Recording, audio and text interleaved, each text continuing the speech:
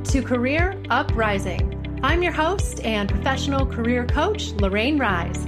Join me as I guide you through an amazing journey of self-discovery and empowerment. If you are looking for work, changing careers, or stuck in a toxic job, then this is the show for you. I offer both practical and spiritual guidance to help you up-level and advance your career. Let's start the uprising.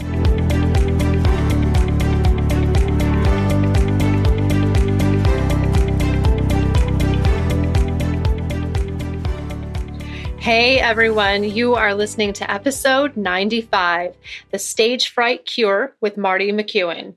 And before we get started, as I always ask you guys, please take a moment and hit subscribe for this show on Apple Podcasts or however you like to listen. That way you will never miss a show. I've still got new episodes coming out just about every other Monday or so, twice a month. And I would appreciate you subscribing and leaving a review because it really helps this show to grow, which it's been doing over the last couple of years. So thank you in advance for your support of the show. And I'm really, really excited today. I have a very special guest. Marti is here, and I have been wanting to bring Marti on the show for some time now. And we're finally here. We made it work. We got our schedules and everything aligned. And she is the founder of the Stage Fright Cure.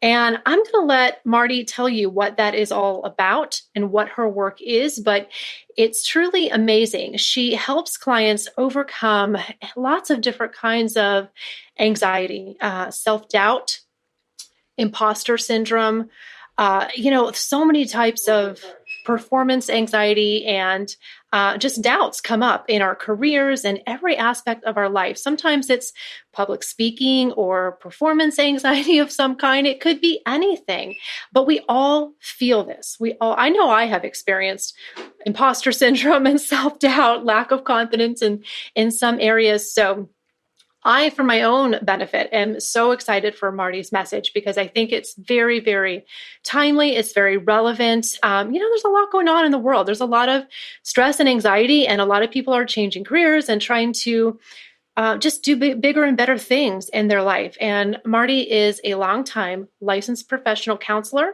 and she's a coach, and she specializes in helping people to overcome stage fright, anxiety, fear of public speaking, and whatever it may be. And she's worked with people in so many different sectors, from business to the arts, politics, academics, you name it. So she's got a really unique approach. And I think it's a very different message in a way than we've heard on the show. We've never really tackled that stage fright or that fear of being seen and being visible and putting yourself out there. I mean, we've touched on it, but I think Marti's got a really unique angle, and I'm so excited. And she's also the co-developer of the Rapid Relief Process, which she'll tell you a little bit more about in a moment. But let's dive in. Let's bring her on the show. So welcome, Marti. Well, thank you for having me. This is just so much fun. And everything you said, all of that, yes. Yes. Yes. Oh, good.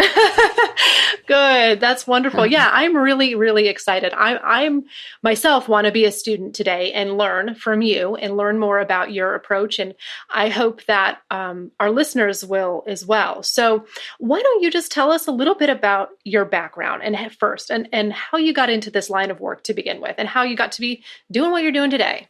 Boy, I will be happy to do that. I've been a therapist in private practice in the Seattle area for many, many years. And about 10 or 15 years ago, just on my own, just personally, I decided I wanted to learn to sing. No big deal, right? Wanted to learn to sing. So I booked my first voice lesson and completely had an anxiety meltdown as soon as she said, "Sing me something." I couldn't even get a little happy birthday out of my mouth for all of the rush of adrenaline and tension and fear that came up absolutely unbidden. I didn't understand at all why this had happened, but it was right there. Finally, I got the song out a little bit, croaked it out, but that was the first time I ever knew that I personally had any performance anxiety.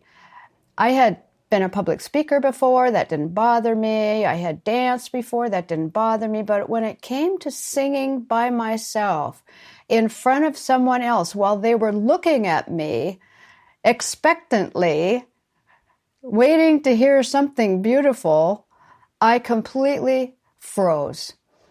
So at the time, I was using in my practice some techniques with people who had anxiety or phobias or past traumatic events that worked extremely well under the umbrella of energy psychology, which I'll talk about in a second. But I decided, what the heck, I might as well take these techniques I'm using on on my clients, and see if I can do something about my fear of singing in front of people. And so I did, and it allowed me to really look deep inside to what was I really afraid of? What was I afraid was true about me that would make it anxiety producing or threatening to me to sing in front of someone else? So I got insight into some things in my own history that I knew were surfacing when I was in that situation, and started to use these energy psychology techniques on myself to see if I could clear up that reaction when it was happening. And by golly, it worked. So I started in my private practice to specialize and to explore the issue of stage fright, performance anxiety, fear of public speaking, imposter syndrome. And I define stage fright as the fear of doing anything for someone else's consideration or enjoyment. And that can be so across the board. For me, it was singing. For me, it was singing by myself in front of people who were looking at me, wanting me to entertain them. For someone else, it's a job interview. For someone else, it's introducing themselves around a boardroom table at a meeting. For someone else, it's playing the violin.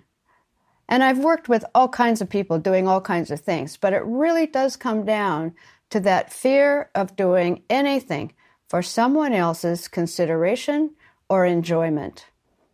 And that's where my specialty in stage fright began, and it's just blossomed ever since. And I have formulated my technique for addressing what I think stage fright is, and it's different for every individual, but the underlying principle is the same. Mm-hmm. Well, that's a great story. I love that. And I can relate to that certainly myself. And I have told people on this show, I think before, that, it's might seem odd that I make a living speaking and doing a podcast, because when I was in college, I had the worst fear of public speaking. It was crippling. Really? I mean, my heart would be pounding. Mm-hmm. I would dread it the whole night before. The day before I had to give up and give a speech, it was ruined. Mm-hmm. I could think of nothing else. It just dominated my thoughts, and my body would be tense. My heart would be pounding. I mean, I'm talking just to give a little 5-minute speech in a public speaking class in college, Absolutely. So I can relate to that. And I think of how far I've come now, and I pretty much speak for a living, but I agree. There's so much underneath that. It's never what we think it is. You know what I mean? That's bothering us or that we're afraid of. Go ahead. If you could speak to that more. I like that you asked that question, what are you really afraid of? Because it's not what we think. Go ahead. No, mostly we're afraid of our own feelings. Mostly we're afraid of what we're going to experience if people don't accept us, or if we don't do a good enough job, or if we fail, quote unquote, in some way. We're afraid of the feelings that that's going to bring up in us. So when I first started to address my own fear of singing, what came up for me as a past incident that was still resonating in my system, if you will, was an old 4th grade embarrassing incident where I slipped on newly waxed floors right in front of my 4th grade boyfriend, in front of the whole class, and everybody howled. It was so funny. To me, of course, it wasn't funny at all. I was totally humiliated and embarrassed. And in that moment, I think I registered a sense of myself as somebody who was a fool or a buffoon or the brunt of a joke, or and I think that it stopped me from expressing myself freely. How that translated into singing, I'm not 100% sure, but I do remember one time my dad at a Thanksgiving dinner turned to me when we were all singing carols around the piano. Don't sing so loud, right? Now, he wasn't a mean guy or anything, but he was just that sharp tone. It was like, don't sing so loud. And I think that, too, was an incident that contributed to my personal history about singing in front of other people, and really letting it all out, right? Because you're going to risk humiliation, or you're going to sound terrible, or you're going to cross over some sort of taboo line. That was my personal history. Someone else's personal history, for instance, of one guy who was really afraid of getting up in front of his friends at work, his peers, and giving some kind of presentation. What it came down to for him was that, at least in one incident for him, was that he had transferred from a private Montessori school when he was a teenager, where, it's all loosey-goosey, and I don't mean that in a negative way. It's just that there's not the rules, right? And it's a very self-initiative kind of learning style. He moved to another city, and he had to go to a Catholic school, where the rules are very strict. He remembers one time when he was in this new classroom, and he was just gabbing around with his friends and being friendly and making friends. And the teacher, who I think was a nun, I don't remember exactly, said, "You will sit down," got really stern with him and called him up in front of the class and made fun of what he didn't know. And I mean, it was really an awful, humiliating experience for him. And that, too, was an incident that kind of shrunk him in terms of his ability to be freely expressive, especially, get the similarities, especially in front of people he's trying to make friends with, or people that his peers. That translated for him into this illogical, if you will, fear response, just like you were talking about public speaking in college. This irrational fear, I don't mean irrational crazy, I mean unexplainable to most of us, fear response that came flooding up when he was in a similar situation later. So again, in that situation and many other situations, I cleared up for him the emotional charge on the original incident that was carrying over into the present moment. And then that cleared up his reaction in similar situations. I mean, it sounds like magic, ta-da, one time, and it's not really that. But that's an example of the contributing factors that were going on in him that surfaced in that present moment, right? Mm-hmm. You were talking about college. There are people who drop out of college because public speaking is one of the prerequisites for graduating, and they just can't do it. That's the degree to which a lot of people are held back by some kind of performance fears. Yes, absolutely. And I agree with you that those early experiences, as you shared with those stories, can be so powerful and leave emotional imprints on us, really, that last into adulthood. And we get so used to them always being there that we don't necessarily realize that that's where our fear is coming from. We think it's the job, we think it's the speech we have to give, whatever it might be, and it's not. It's an emotional imprint, something, as you said, that needs to be cleared from your past, and we don't always connect the dots between the two. So I think that that's really, really an important distinction to make. So tell me more about. Go ahead.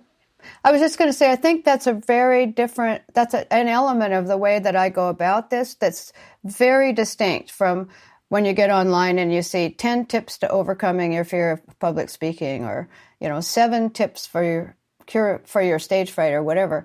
Is that those are often practical tips that, yes, help a lot, right? If you're prepared, that helps a lot.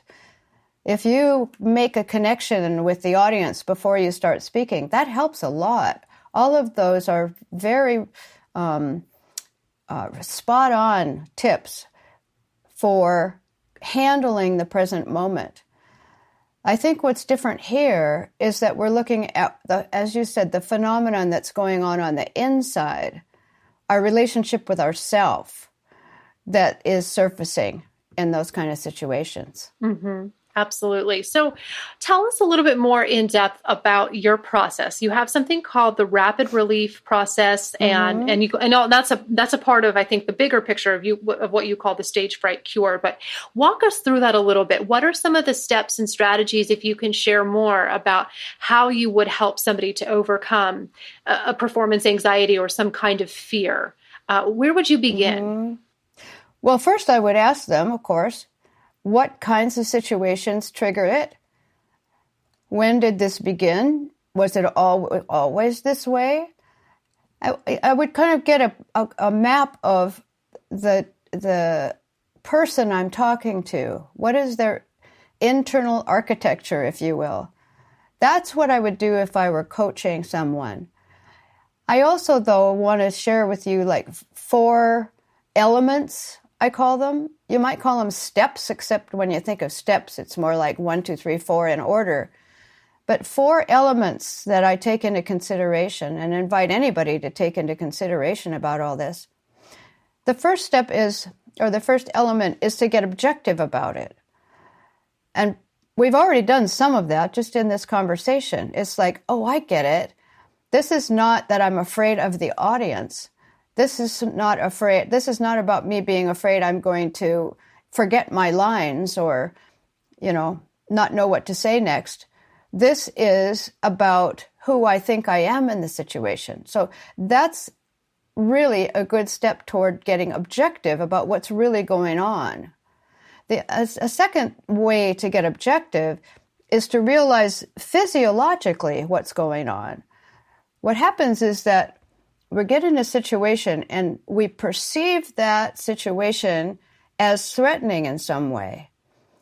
As a matter of fact, another definition or description of stage fright is perceived threat. There's something about the situation that my system takes in as a threat. And not just my system altogether, but my amygdala. I don't know if you or your audience knows about the amygdala. A lot of people do these days. But the amygdala is a small part of your brain about behind your eyes and about as far back as your ears that is the arbiter of fear, of threat and fear, among other things. So when your amygdala perceives something that it associates with some kind of emotional threat or threat to your self-concept or your ego, and I don't mean ego like, bravado. I mean your sense of yourself. Some kind of threat to your emotional safety, the amygdala then fires off the biochemical signal for your body to go into fight, flight, or freeze. So the objectivity part is that you realize that it isn't a character flaw. It's not a weakness in you. It's a firing off of your amygdala because it perceives something about the situation that it thinks is threatening to you, and in particularly emotionally threatening. So getting objective and understanding that piece, that it's really a reaction that's happening within you that you really don't have a whole lot of conscious control over until you understand what's going on and can do something about it. It's like when the doctor whaps on the front of your knee and your foot goes up, that's what it is. It's a reaction in your system that's not voluntary, and it's not something you can just will away. So getting objective is the first element. The second is to build in safety in the situation so that your amygdala perceives more safety and less threat. And that can be done in all kinds of ways. Like they say, practice, practice, practice. Well, yes, of course, practice, practice, practice, because the amygdala loves familiarity. And the more familiar what you're doing is to you, the safer it feels. That's why a lot of people say, well, just keep doing it, keep doing it, keep doing it. Yes, that's an element because it gives your amygdala a sense of familiarity, and your amygdala can calm down when it feels like you're in a safe place like that. So there's all kinds of ways to build in safety, not because it's a list of ways to cope with stage fright, or because you're calming the amygdala in your brain.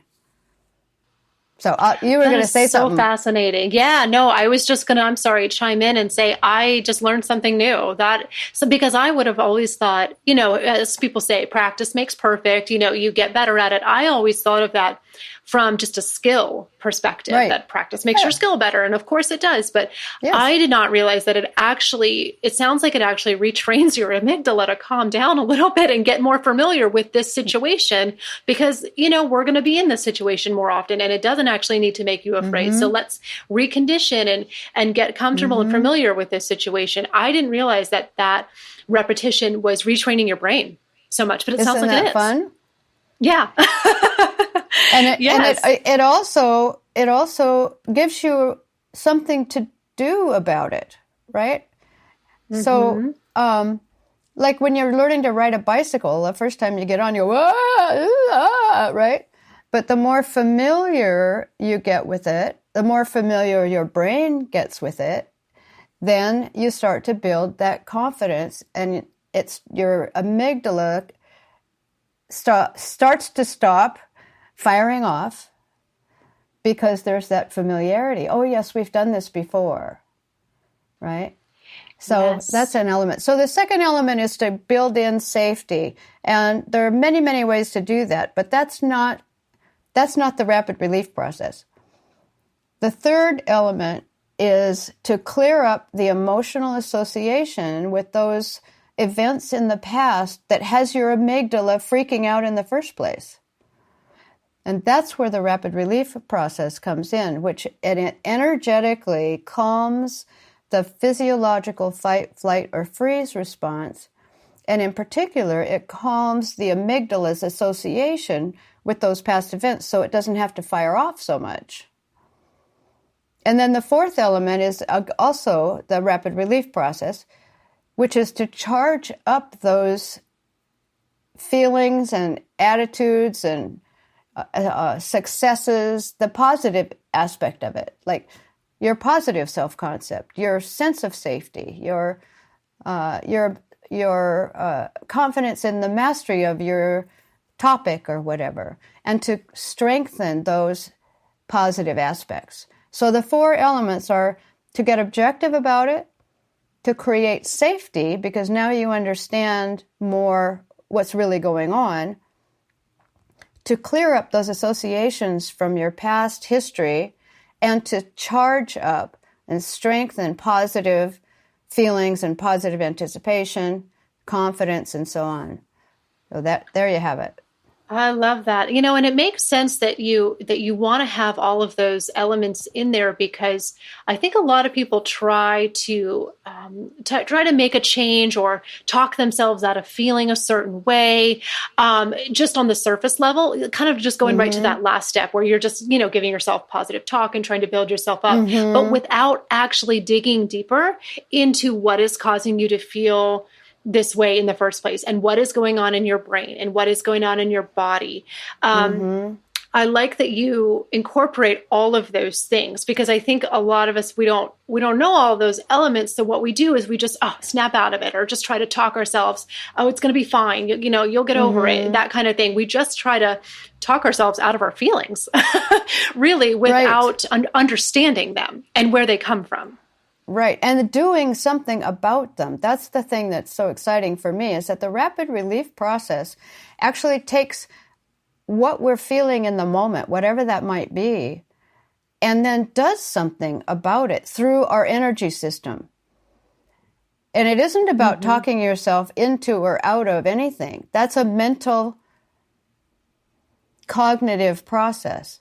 And it can have some effect. I'm not putting it down. It can have some effect, but it isn't shifting your energy. And that's what really makes the difference in how you feel, not just in how you think, but how you feel. And I mean feel, I'm not even talking about emotional feeling. I'm talking about sensory feeling, like your heart rate goes down.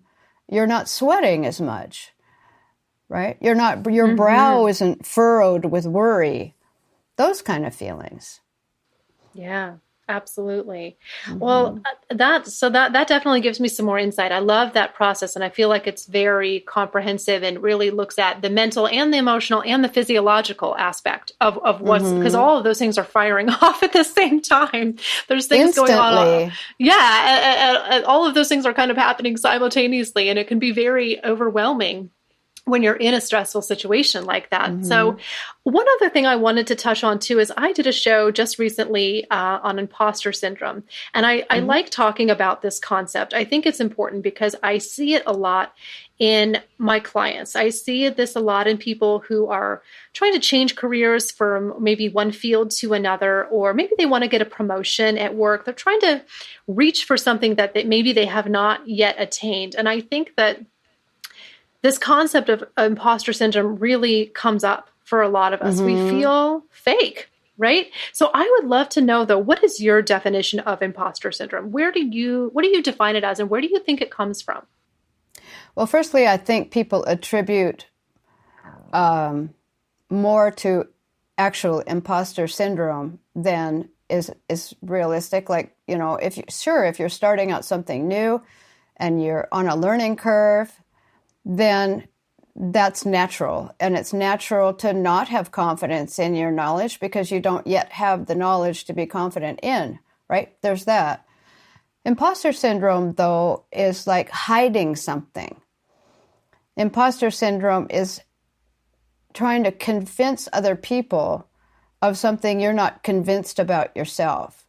And at the base of it, I think that it's a conflict between our own self-concept and what we think, who we think we need to be in order to do what we're doing.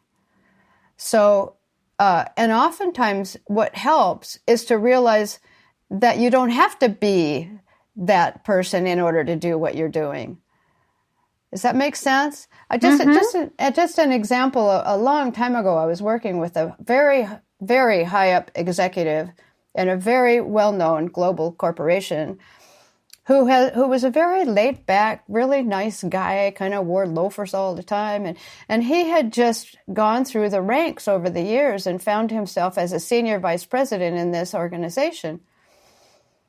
And he described to me that he had imposter syndrome, and it surfaced whenever he had to give a speech because he was standing up in front of people who were looking at him, and there was something way deep inside that not really a surface thing, but really deep inside that said to him, these people are going to know that I'm not really who I say I am.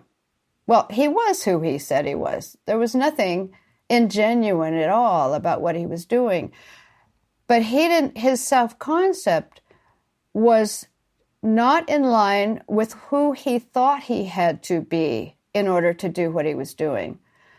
He thought that if he got up in front of 1,000 people, which he was being asked to do, that he had to be like Tony Robbins or something, or he had to be this motivational speaker person, that he couldn't just get up in front of 1,000 people and be himself. So it took a while, but we got to the point where he could just be that same laid-back, easygoing guy. He was just up on stage in front of 1,000 people, being that same guy. It wasn't so he didn't have to put anybody on. He didn't have to suddenly be somebody he wasn't. Now that's pretty, clear-cut situation. But a lot of people do have some internal self-concept that they think is contrary to what they're trying to do, right? Or they think they have to convince somebody of something that maybe they don't have to convince that person of. Yeah, so it's not necessarily about what other people think of us or what we think other people think of us. It's really what we think of ourselves. It is really, so really looking at our own self-image and whether or not we believe that we are who we say we are and that we are worthy. And it makes me think one of the very first shows that I did on this podcast years ago was called Feeling Worthy of Your Own Success, because a lot of people don't feel worthy of things they have already done. Not even things that they're trying to reach for. I mean, things they have already done. Right. And it's just amazing. They'll say, "Oh, well, that doesn't count because they'll find a reason matter because." Yeah, they'll find a reason to discount it. And I just think if we have to get you to a place where you can own your own value and who you are and what you've accomplished thus far before we can ever really reach for something new. So it really comes to evaluating your own self-image, is what I'm hearing from you. And I think I agree with that. I think that's true. And just to add too, I just had an interchange online, a private messaging exchange with a fellow who wanted to know what I thought about imposter syndrome. And I basically told him what I just told you. And he said, I can really resonate with that because when I grew up, I was taught that it wasn't okay to brag on yourself, right? And so the conflict that was going on within him was that he didn't have permission to fully acknowledge and own his own accomplishments because it felt like bragging on himself, even to himself. And so he had to minimize that in order to not break that rule, that family rule. He had to discount what he had accomplished and not fully own it because of that. And it was interesting to realize that he didn't realize it until he actually looked inside and started thinking about imposter syndrome as what's going on within me that's in conflict with being and doing and having, as you said, even things I've already been and done and have. Absolutely. Well, so Marti, where can listeners go to learn more about you? I know you do coaching. I know you have online courses. I actually noticed, too, that it looks like you have a course that you're offering for free right now, like a free 2-hour Zoom course. Yeah, which is so generous of you. I love that you're offering that for free. I hope people will take advantage of that. But tell us more about where listeners can connect with you. Absolutely. The easiest way is just to go to stagefright.com. That's simple. Easy enough. Right? Yeah. I like that. That's easy to remember. Definitely. There's a drop down there about the free class too. And also rapidrelief.com goes to the information page about that class. It's a 2.5-hour class because I changed it from 2 hours to 2.5 because we would just get on a roll, and it would go overtime. So I made it a 2.5-hour class. And in that class, it's absolutely open to people who want to address some performance sphere issues. But it's also open to anybody who wants to feel better about anything in their life. The Rapid Relief from Stress and Distress class, as I call it, is really teaching people the rapid relief process. So I do apply the rapid relief process, as I've just described, to performance fears, stage fright and fear of public speaking and so on. But that class is free for anyone. I started doing it for free at the beginning of the pandemic because there were so many people under so much stress. Whether we're on the front lines or not, this whole episode in our history has just put so much stress and pressure on our personal lives as well as our professional lives that I decided to teach the rapid relief process to anybody who wanted to learn it. And I've had, I think over 120 people or something have been through that class in the recent months. So wonderful. And I urge everyone. People can find out about that by going to stagefright.com or more directly to rapidrelief.com. Okay. Okay. Yeah, I would urge everyone to go to stagefright.com, learn more about this, sign up for the free course. I think this is a really, really powerful and unique approach to a very common issue that a lot of people are dealing with. And I think, self-growth is just continuous. It never ends. I think that we're always should be trying to improve ourselves. And I think you offer some very, very specific and targeted methods for how to overcome that. And I love it. So thank you so much for being here. Absolutely. I think this has been a wonderful message and interview, and really adds value back into our show to have you today. So thank you so much, Marti. Thank you, Lorraine. It's been a lot of fun. Absolutely. Good. Well, so that's it for today's show, everyone. You can also go to my website, careeruprising.com. You can learn more about me. You can go to stagefright.com, learn more about Marti. But that's it for today. I will be back in probably about 2 weeks with a brand new show. Thanks, guys.